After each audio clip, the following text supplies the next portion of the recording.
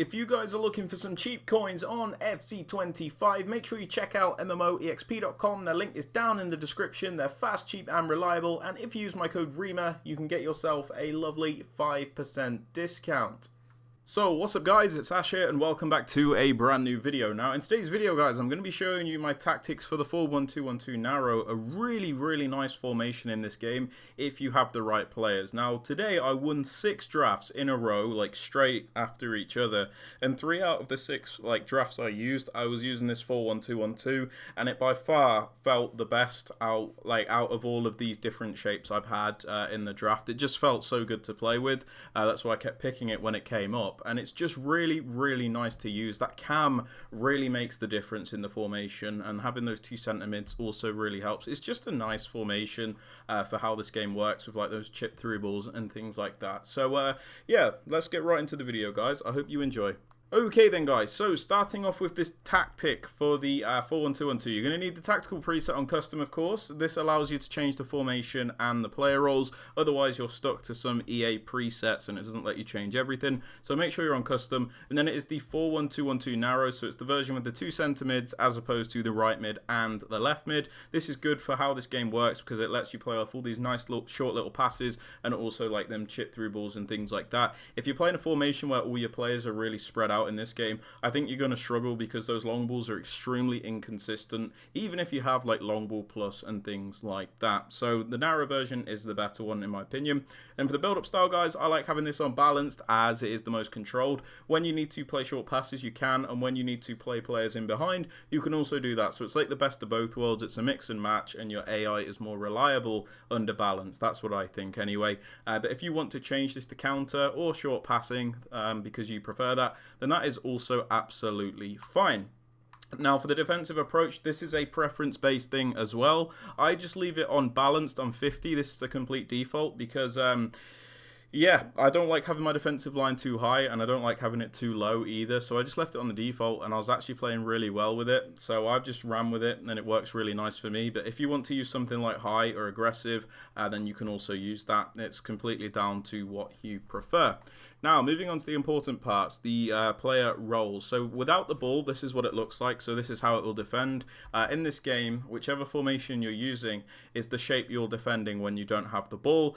So for us, look, it's just this 4-1-2-1-2 narrow. That's what it's going to look like without the ball. But probably what you're more interested in is how it works with the ball, which is why it looks a bit more like that. So let's talk through this and explain why we do what we do. So on the 2 strikers, I leave them on advance forward. This is because it makes these players a lot more well-rounded and you get more out of them in general. So when you use advance forward guys, sometimes they'll make these short runs, other times they will make those runs in behind, sometimes they'll drop a bit deeper. You just get a lot more movement in general out of these players. It's made even better of course if you have the plus or plus of that role, but I've just been really enjoying advance forward. If you want, you could even like put one of them on poacher if that's what you prefer, but I've just been using advance forward like that.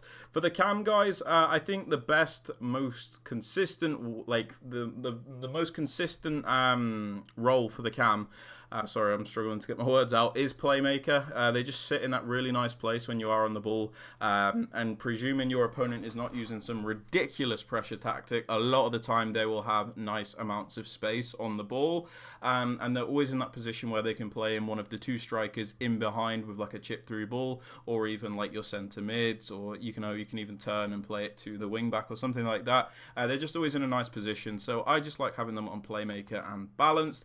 For the left center mid, I pop them on holding. This is just to give us a bit of control.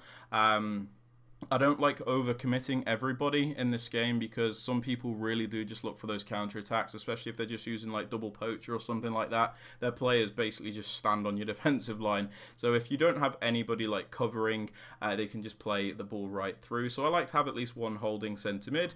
And the same for the DM, I also have them on holding. This is so we've always got like 2 midfield players that are kind of just sitting there like guardians, so they are nice and reliable. For the right centre mid, I use De Bruyne, so I actually have him on playmaker, so he's actually going to sit higher than the other centre mid and DM, and they get into that really nice place next to the cam where, you know, they can either play in the wing back, which we'll get onto in a moment, a striker, or they can play across to the cam or turn back and pass it to the DM. They just sit in that really nice place, and it's good if you have somebody with those passing play styles like Kevin De Bruyne.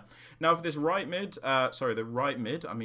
back, I pop them on wing back. This is because it is a narrow formation, so you do need a little bit of width, and the wing back can give you that. The reason I opt for wing back over attacking wing back is because it uses less stamina than attacking wing back, and they don't always overcommit. You know, you can kind of decide when you send them forward, as you can see on this heat map here. So it's really nice. It works really well having like the playmaker there as well, because it means when the playmaker gets the ball, they could always like play in this wing back here. For the left back guys, I leave them on the full back role. This is just so we've always got somebody covering that space, because if we pop them on defend, let me go back to full back. If we pop them on to defend, there is literally nobody covering that left-hand side when we are on the ball. So there's no width on that side. So if we just pop them on balance, there's always somebody at least covering that space there. And if you need to send them forward, you can still do that as well. For the two centre-backs, I leave them alone on defender, and the keeper, I just have them on goalkeeper. But yeah, there are my tactics and instructions for the 4-1-2-1-2. If you guys have enjoyed or found it useful, please be sure to drop it a thumbs up, sub to the channel if you are new so you never miss out on any videos, and don't forget to turn on those notifications. And yeah, well, that's all guys, hope you have a great rest of your day, and I'll catch you all in the next video. Peace out guys, and take care.